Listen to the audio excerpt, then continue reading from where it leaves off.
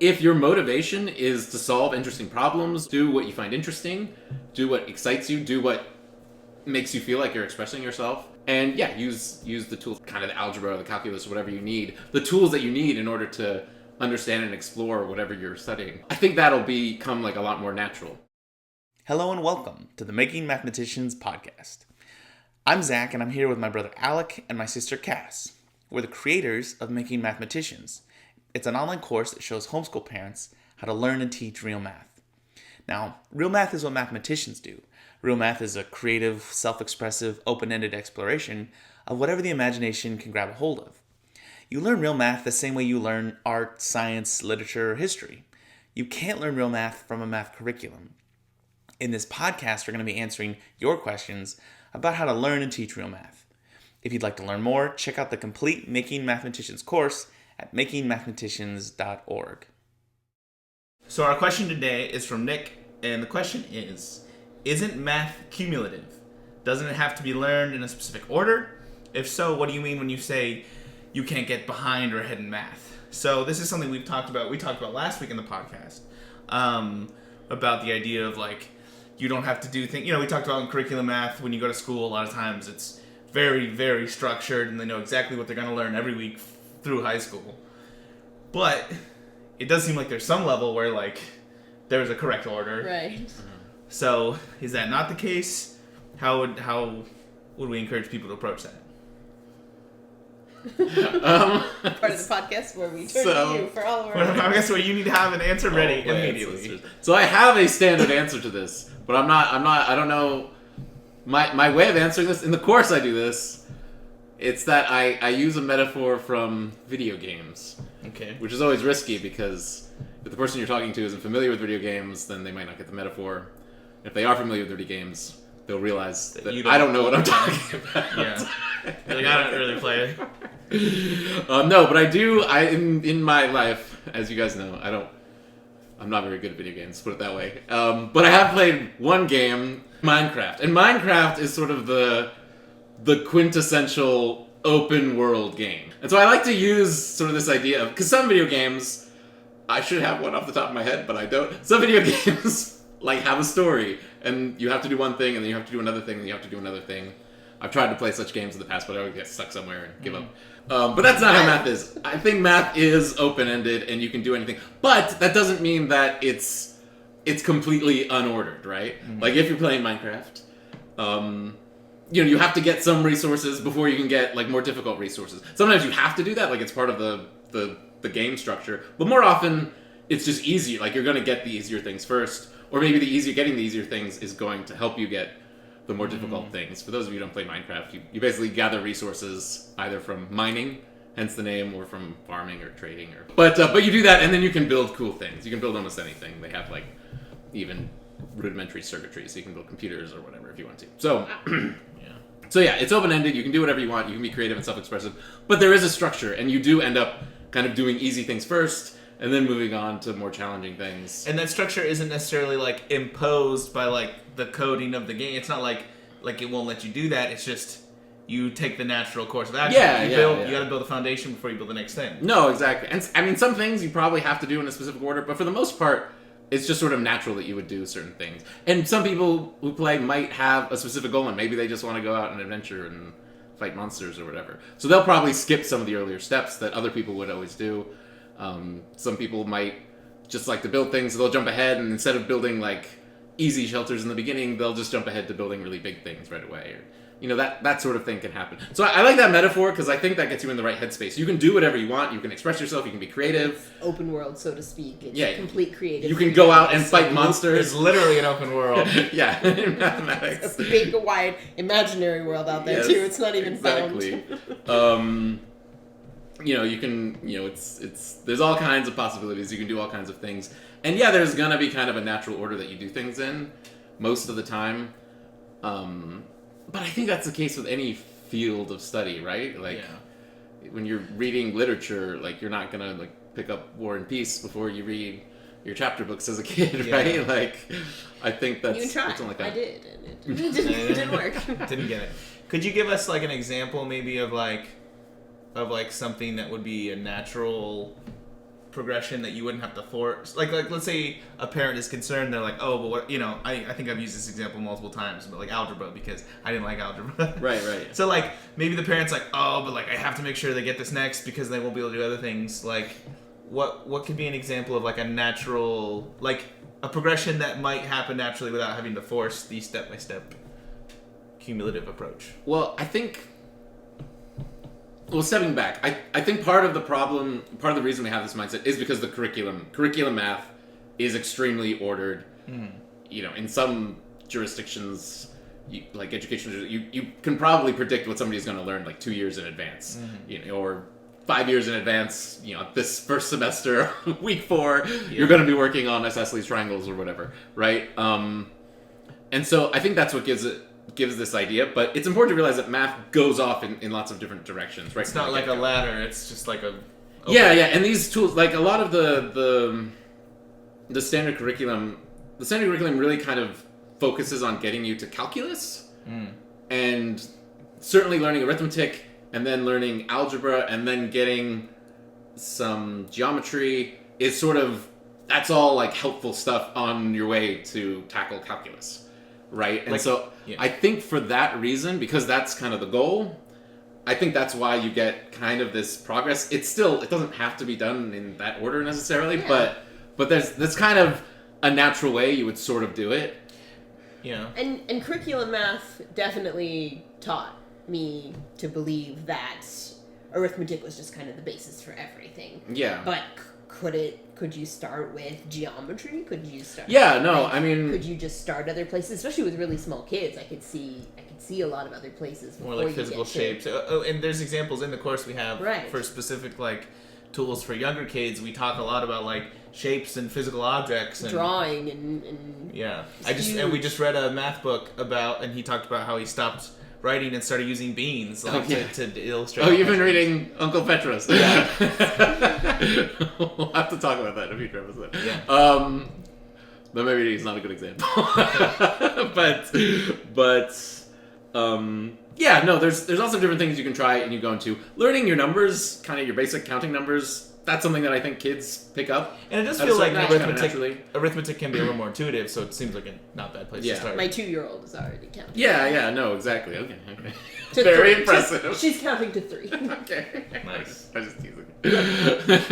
Parents always want to brag about their kids. Don't know if she knows what 3 means, but she goes, 1, 2, 3. It's interesting. It's like more of a language thing than anything else, I'm sure. Right. No, exactly. And so I mean, again, I think you can just kind of, in many cases, follow what's interesting. And if you're working on problems, this is something we've talked about before, but if your motivation is to solve interesting problems or to explore interesting, mathematical structures or whatever, the kind of need for, or the desire to learn kind of the algebra or the calculus or whatever you need, the tools that you need in order to understand and explore whatever you're studying, I think that'll become like a lot more natural. It's like, again, I really like this metaphor. It's like if you're playing a video game like Minecraft, if you want a specific thing, it's kind of natural to like go back to the drawing board and figure out what you need to get first in order to get there. And I think that's the case with a lot of mathy things. Like there's sort of a, if you want to understand specific things in mathematics, you're going to have to go back and learn the follow-up things. For instance, I mean, a lot of really interesting math in the physical science does rely on calculus. And if your motivation for learning calculus is that you're finding really interesting things in science that you want to study, and you're really scared by the integral symbol, and so you need to go back and figure out what it means, then I think that you'll have like way more motivation to learn calculus. And in fact, it'll almost, rather than sort of an imposition of something you have to learn, it's sort of like this door that kind of opens up and shows you all these new things you can do. Calculus, I think I also said this in the course, calculus, when you learn it in the right context, it feels like this cheat sheet. Like all of a sudden you can solve all these problems just by doing these like really simple rules. And so I think if you learn things in context with a proper motivation. And again, this is the same in literature or science or history. In history, especially. Everything in history. I mean, there are moments in history that we find interesting. Well, there might be specific things that you're interested in. But to understand that, you always kind of weirdly find yourself going back and back. Right. And so maybe if you are interested in a specific piece of history, that's totally fine. and you can sit down and study World War II. But if you get into World War II enough, eventually you're going to learn about World War I, you know? It's almost inevitable. And so I think it's just how it works. Another important point, I think people think that math is different than other fields because it has this logical structure. Mm-hmm. And logic does have that, like, there's a foundation, and you build on that, and you build on that, and it has kind of the structure, and if you take away anything in the foundation, then nothing that comes later makes sense, right? Right. So I think it's worth addressing that, and I guess it is true, mathematics is structured like that, and it does have a foundation, and everything falls, you have to understand, integers before you can before you can define rational numbers, before you can define irrational numbers. But you don't have to learn it in a specific order. I mean, frankly, like, arithmetic isn't the thing at the bottom of that level, right? At the bottom of the foundation of math, the way most mathematicians do now is a set of axioms expressed in set theory, ZFC, which I think is Zermelo-Franklin set theory, and the choice axiom. That's what the C stands for. And nobody learns that. It's complicated stuff. I mean, obviously, real mathematicians, especially when they're doing more complicated things, they have to prove that their proofs can be explained using these fundamental axioms. But you wouldn't try to get her 2-year-old to start there. No. Yeah, it's actually kind of a fascinating question. So even if that is the foundation, you don't start with that. Like, it's the foundation, so to speak, but you don't need it. Yeah, it's the logical foundation, but it's not necessarily the order you're going to learn it. I mean, frankly, that set of axioms was developed pretty late. I think it was only finalized in the 20th century. The way you normally tell this story is the Greeks had their way of doing math, which is sort of the way Euclid did it, kind of based on Aristotelian logic and sort of demonstration-based proofs, and using logical inference from axioms and postulates. And that was the way everyone did math until calculus, and calculus was just too complicated to express in that kind of logical language. So after the development of calculus, there was like 200 years where math didn't really make sense. And then in the 19th century, a group of mathematicians finally sat down, and using mostly set theory, they came up with a new foundation for mathematics, and that's what we have today. And so like, the that's foundation you're talking about is I mean, it's really fascinating, but it's also really new. Yeah, well, it's also it's not the sort of thing. It's not this linear thing. Yeah, it's not the sort of thing you're going to learn from the get-go, right? You can come up with really cool, and you can experience real math, and you can explore real math without. Yeah. Is there? I mean, if I'm going to force this into my metaphor, I'd probably say that you can play Minecraft without understanding the coding. Yeah. Right. You don't have to understand, like... That's how foundational it gets. You don't have to understand how to make a video game to play a video game. Right. So, it'll be like that. With that in mind, is there anything you would consider necessary to learn early on in order to build on that? Or no, it's just kind of a free-for-all? Like, if you're drawing, maybe you want to... There's some things you might... I don't know. Is there anything that you would... I mean, right? Like, if you want to write, you have to know how to read before you can write. But...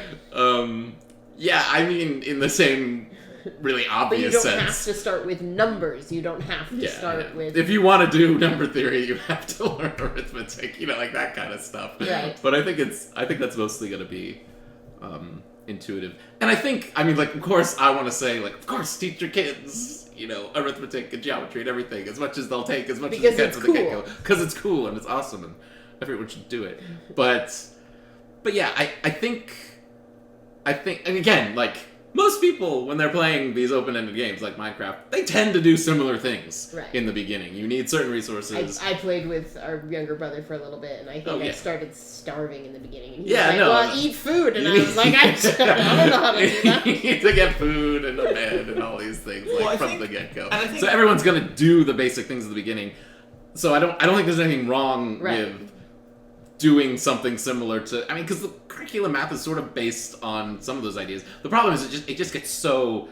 It just is so narrow vision into, like, getting you to calculus that there's so much that you miss. Like, I don't know, we talked about... Like, what do we talk about in the course? We talk about, like, studying games. There's all kinds of stuff, like knot theory. I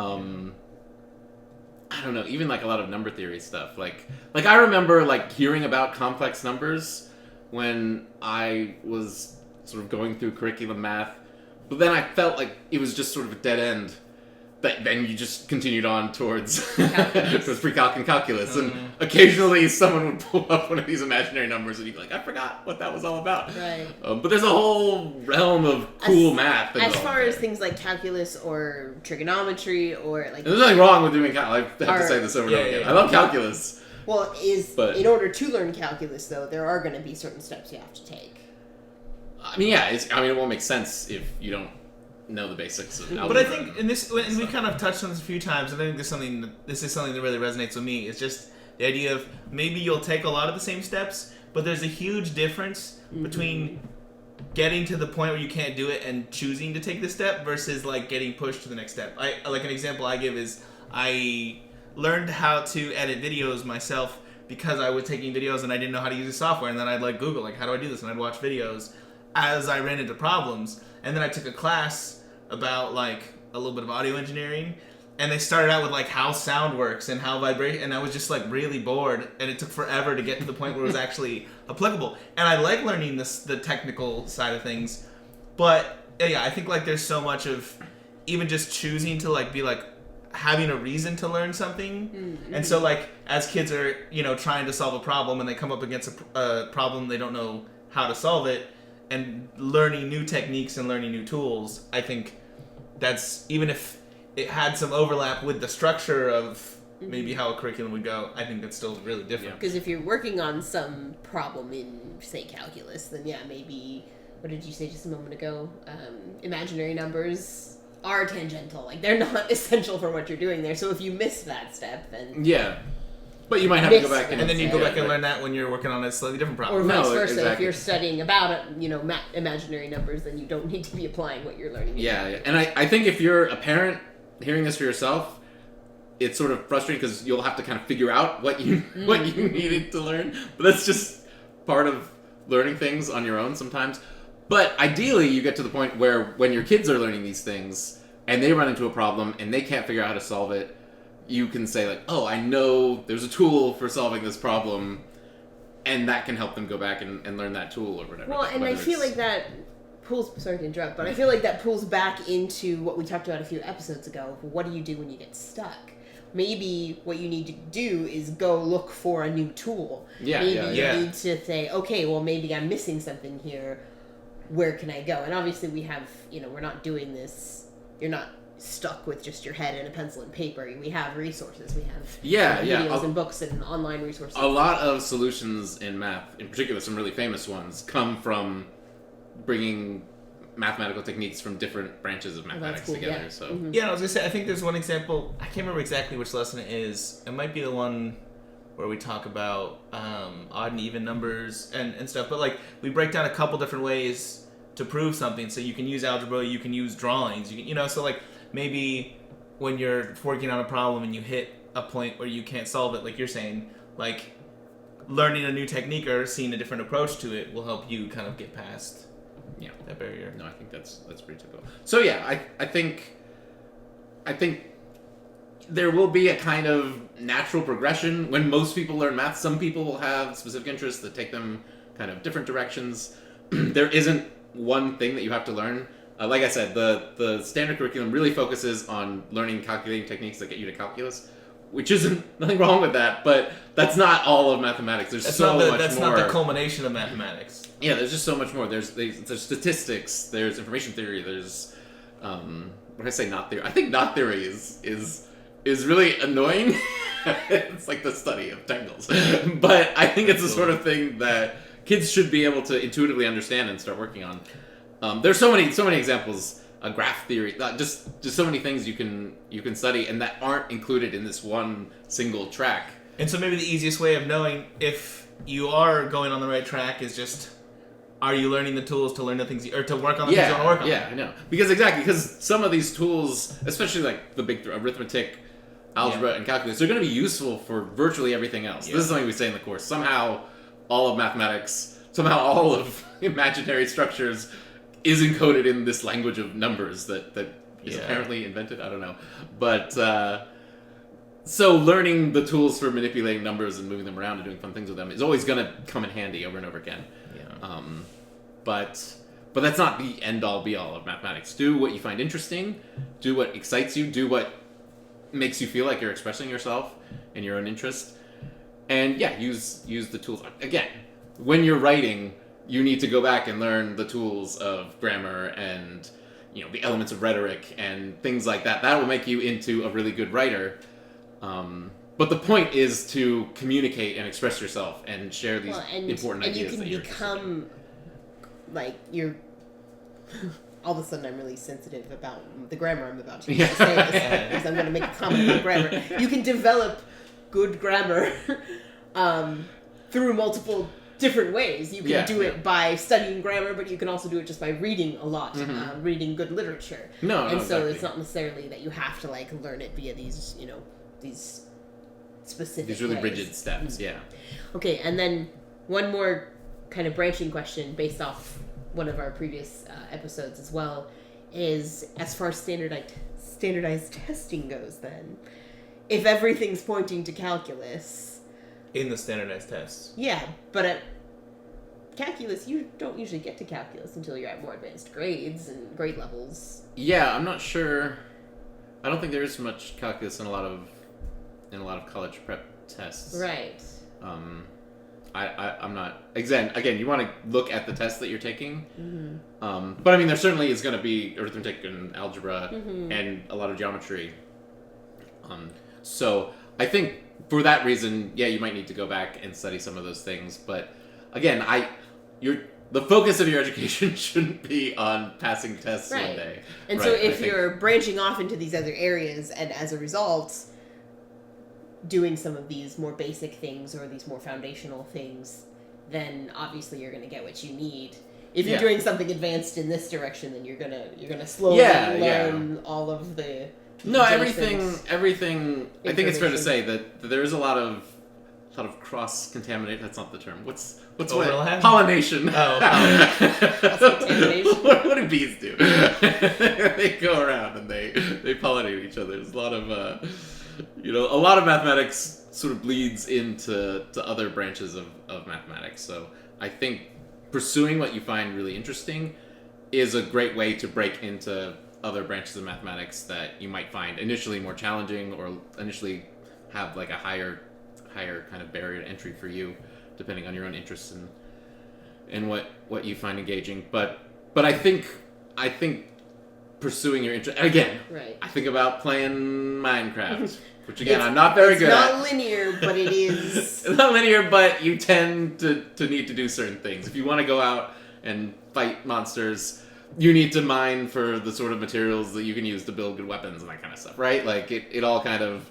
there's sort of like a natural, feedback into different parts of the game, which I think is on purpose with the game, like that is conscientiously done so that you kind of have to do all the different things. Also, so you're not totally overwhelmed in the beginning. Yeah. And I think it sort of naturally happens with mathematics. There is sort of a lot of feedback, which is why a lot of mathematicians, maybe they have a field of study that they know a lot about, but they're going to be able to understand and appreciate other kinds of math, even if that's not even if they're specialized into one specific area. So anyway, as far as I didn't address this idea of like getting ahead and behind, but I think we did. Yeah, if there isn't a single track, it's harder to say you're ahead and behind. I mean, again, when I'm playing with our younger brother, I feel like I'm far behind. He's doing things that I don't understand.